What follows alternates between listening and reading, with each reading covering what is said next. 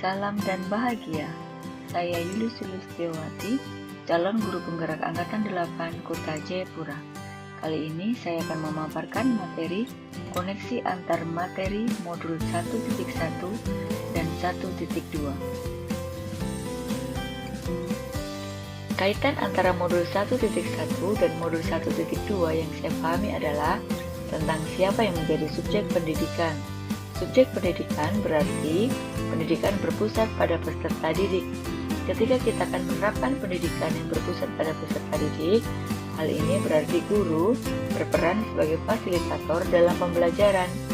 Guru menuntun, mengarahkan, dan memfasilitasi belajar peserta didik. Bahkan di situasi tertentu, guru bisa juga berperan sebagai teman belajar peserta didik. Dari modul 1.1 hingga modul 1.2 ini, berikut adalah hal yang menjadi pembelajaran bagi saya melalui model refleksi 4P.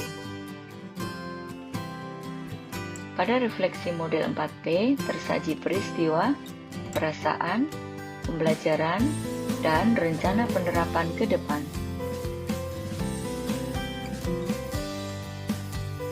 Yang paling mencerahkan bagi saya dalam proses pembelajaran modul 1.1 hingga modul 1.2 adalah tentang pemahaman saya terkait filosofi KHD, bahwa mengajar harus berpusat kepada peserta didik, sehingga mengajar harus sesuai dengan kodrat anak, yaitu kodrat alam dan kodrat zaman.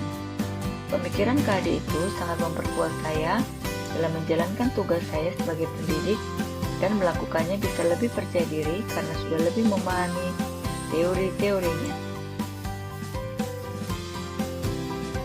Penerapan pendidikan berpusat pada peserta didik adalah guru sebagai fasilitator, penuntun, pengarah belajar peserta didik. Guru memotivasi, mendorong, menstimulasi peserta didik dalam mengakses pembelajaran.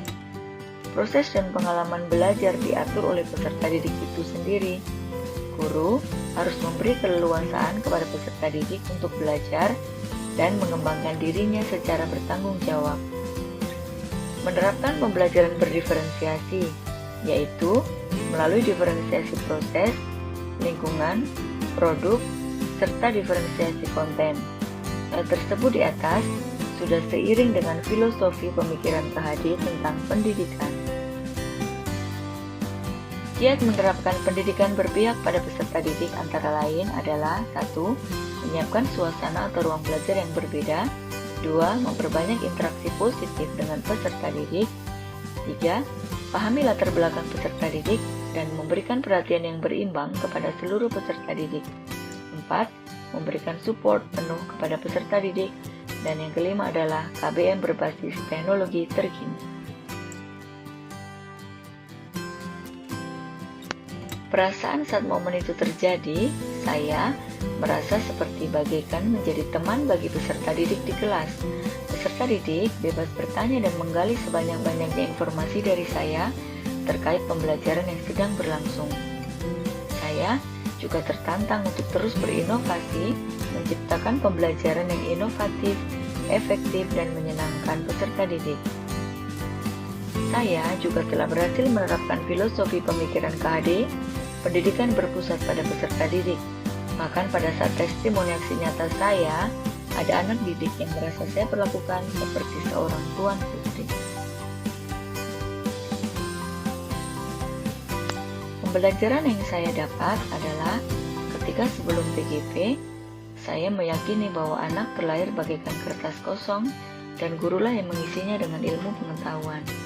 Namun, setelah saya mengikuti PGP, ternyata anak lahir dengan bakat dan minat sebagai anugerah dari Tuhan. Ibaratnya anak lahir sudah dengan pola-pola yang samar dan gurulah yang menebalkan pola-pola tersebut. Jangan guru yang menggambar dengan pola yang tidak sesuai dengan kodratnya. Sebelum mengikuti PGP, saya biasa melakukan pemberian reward pada peserta didik untuk memotivasi pembiasaan baik kepada peserta didik. Namun setelah pada proses pendidikan guru penggerak kali ini, saya mendapatkan bahwa pemberian reward tidak disarankan untuk mendidik kebiasaan baik peserta didik. karena peserta didik akan melakukan pembiasaan baik hanya karena hadiah saja, bukan karena nalurinya. Rencana penerapan ke depan, saya akan terus mengembangkan diri dan memantaskan diri untuk makin profesional dalam bekerja. Sebagai kepala sekolah, saya juga akan menyiapkan wadah lebih lengkap lagi untuk memfasilitasi pengembangan minat dan bakat peserta didik. Saya juga akan terus menerapkan filosofi KHD di kelas saya dan mengimbaskannya kepada guru sebanyak-banyaknya yang belum menerapkan filosofi KHD ini. Saya juga akan menjadi agen perubahan, baik di atmosfer sekolah dan lingkungan belajar saya. Saya juga akan terus menerapkan nilai-nilai profil pelajar Pancasila bersama guru dan peserta didik di lingkungan sekolah saya. Dengan menerapkan nilai-nilai guru penggerak untuk meningkatkan profesionalisme dalam bekerja, saya juga akan terus mempersembahkan yang terbaik untuk pembelajaran peserta didik.